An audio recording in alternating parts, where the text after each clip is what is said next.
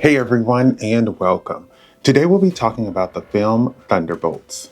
Fun fact, the building in the opening scene is Merdeka 118, which is the second tallest building in the world, and Florence Pugh actually jumped off of it for the stunt at the beginning of the movie. This movie came out in 2025 and stars Florence Pugh, Louis Pullman, and Julia Louis-Dreyfus, and was directed by Jake Schrier. So, without further ado, let's get right into it.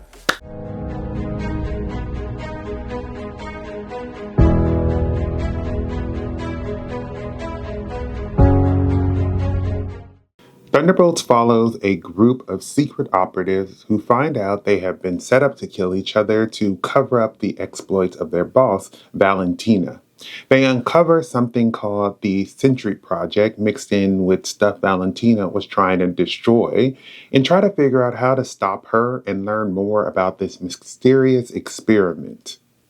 Thunderbolts is a drama-filled superhero action movie. It has similar vibes to The Bad Times at the El Royale, WandaVision, or Power Rangers, the 2017 movie. Thunderbolt is the end of Phase 5 for the MCU, which started with Ant-Man and the Wasp Quantumania.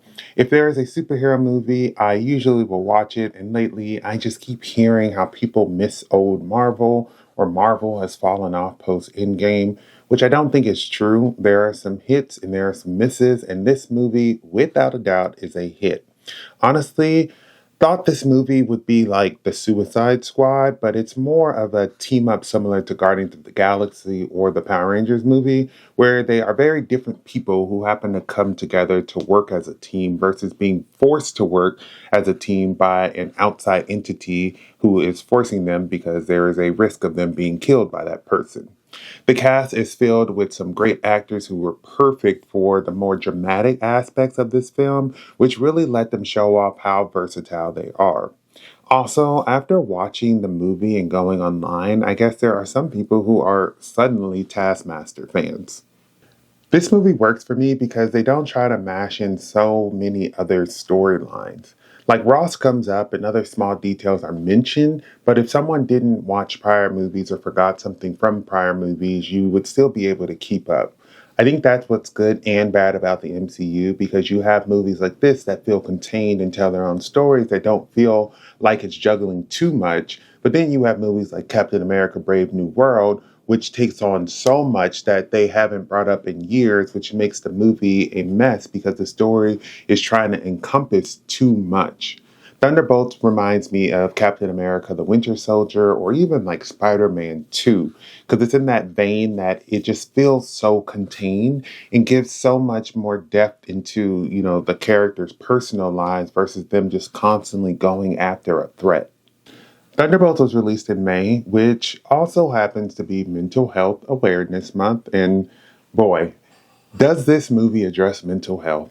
This movie has this message about addressing your past and your mental health instead of pushing it down, which made it feel like a therapy session. I've cried and teared up in superhero movies before, generally happy tears, but this movie brought out so many sad tears seeing how everyone was doing so poorly with their mental health. And while it's not a competition, seeing Bob made me extremely sad. I think Bob may have borderline personality disorder or BPD stemming from his trauma with his abusive dad. Yelena is not feeling fulfilled in her line of work, which is just a distraction from her actually facing that her sister is dead and how she is lonely. John Walker constantly sees himself being compared to Captain America and is so focused on how others see him, which has ruined his marriage. Ghost is haunted by being a test subject since being a child, and, well, we know Bucky's trauma. All these people realize throughout the film that they need to address the pain that they have experienced before they can move forward with their lives instead of pushing it down because it's holding them back. I love how they bond from their trauma, and it's like a nice reminder that sometimes someone reminding you to address your mental health is helpful because you may think that you are doing what is considered normal, and it's actually very destructive. So if you are struggling, please seek help. I feel like I really connected with Yelena, who doesn't feel fulfilled. This is part of the reason I started doing YouTube in the first place, not feeling fulfilled in what I was doing. In the film, Yelena is trying to get out when she agrees to one last mission, which almost gets her killed. When they meet Bob and she touches him, she is transported back to her first mission, where she lured a young girl who ends up being killed, which still haunts her. She feels alone, drinks to forget, and it's all wearing down on her. While she feels some type of love towards Alexei, she also has anger with him for not being supportive. It was sad to see that it is something she remembers and the trauma has just piled up. When she meets Bob, she tells him they just, push down the trauma, and she really thinks that that is working and it's great advice. But seeing Bob do the same makes her realize that it's not working. She is the first person who is really nice to Bob, which you can tell he really appreciated. She ends up being forced to face her trauma in order to help Bob deal with his, and through her self sacrifice, she encourages the others to follow suit.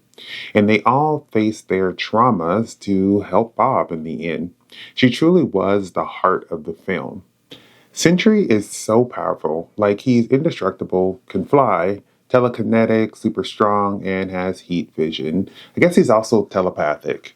If you didn't think that was enough, after he is supposedly killed, his alter ego, called the Void, comes out, who is like a shadow and casts a shadow that makes people relive their trauma. I loved how he is introduced and you don't know anything about his power set, and neither does he. And then we find out that he's indestructible and he can fly. We start to realize that he also cannot control it. His story shows how predatory medical trials can be, especially when the government's involved.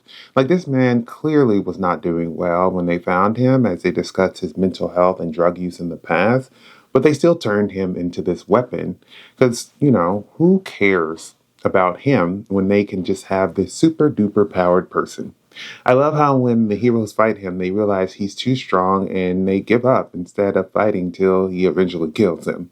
I also love how he told Valentina, "Why would I listen to you? Like, I'm all powerful and you aren't." I'm glad in the end they helped him and he realized they are on his side way more than Valentina ever was. When Valentina and Mel attempt to kill Sentry, they inadvertently release the Void, who sends people to this shadow realm to replay their worst regrets. Even though I knew this was coming, I love that they hinted at it with the Marvel logo as well as the use of shadow in different parts of the movie, like when Yelena breaks into the lab to blow it up and is killing all those people in the hallway. It's some nice Easter eggs to hint at what's to come, and if you didn't catch it, now you can go back and see it and be surprised that you missed it. Bucky is still a badass, and I'm glad they highlighted that because in The Falcon and the Winter Soldier, I felt they forgot that sometimes. I do want to know more about his decision to become a senator and how people actually agreed to it. I would love to get a miniseries or movie that either shows his past doing missions for Hydra or how he overcame that and how he has to face the ghost of his past. But also love the mysteriousness about him. I think sometimes the stuff he's in forgets he is an OG super soldier, so I'm glad that this one didn't. Also, I'm glad they got him a new wig in the post-credit scene. He went from emo and depressed to luscious and happy. John Walker, aka Junior Varsity Captain America, is a character I've hated since The Falcon and the Winter Soldier, and I feel like Marvel is trying to get me to like him, but I really don't, and don't know if I will. All these characters have killed people, but I think the difference is that he killed a person who was fighting for the rights of like refugees, and I know the guy also did some bad things, but it's like you had enough power to stop him without killing him, yet you did, and then to make it worse, you tried to justify what you did and play the victim. In this film, they all kind of rag on him, especially Ghost, which was lovely to see because he deserves it and it was funny. I was even more upset that he was constantly ragging on Bob, who is just sweet and innocent. One thing that made people probably a bit sad was when Yelena realizes that his family has left him and he's faking being okay, but coming off as this asshole isn't fixing, his life. They give him a bit of redemption by having him tell Yelena to stop bragging on her dad, which I think she shouldn't do. And if there is anyone who knows about being a bad father, it would be him. When she's going around expressing her anger, he's kind of like a smartass, like, okay, like, what are you going to say about me? Which kind of pissed me off. And then she says, you know, you're a piece of trash, Walker. So does your family, which I honestly think he needed to hear, and it definitely shut him up. I think it will take more for them, to make me like this character, but I feel like this film was a first step. Building up a team can be hard. You have to find the right people, then decide if the movie will start with them as a team or show how they became a team. In this film, they originally join up because of a common enemy, but later realize it's nice to have backup and not be alone and become a family. I love how they came together, not because, they had to stop some big villain, but really it was just to get answers. While I thought Valentina would bring them together, I thought it would be more like her running the team, not her trying to get rid of them.